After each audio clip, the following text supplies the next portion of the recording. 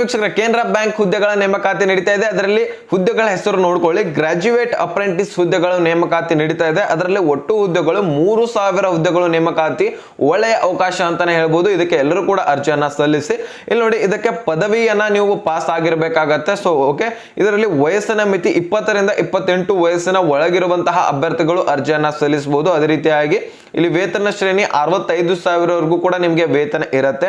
ಆಯ್ಕೆಯ ವಿಧಾನ ಲಿಖಿತ ಪರೀಕ್ಷೆ ಹಾಗೂ ಸಂದರ್ಶನದ ಮುಖಾಂತರ ಆಯ್ಕೆ ಮಾಡ್ಕೋತಾರೆ. ಸೊ ಅದಾದ್ಮೇಲೆ ವೀಕ್ಷಕರೇ ನೋಡಿ, ಪ್ರಮುಖ ದಿನಾಂಕಗಳು: ಅರ್ಜಿ ಸಲ್ಲಿಸುವಂತಹ ಪ್ರಾರಂಭ ದಿನಾಂಕ 21/9/2024 ಆಗಿರುತ್ತೆ. ನಾಳೆನೇ ಅರ್ಜಿ ಪ್ರಾರಂಭ.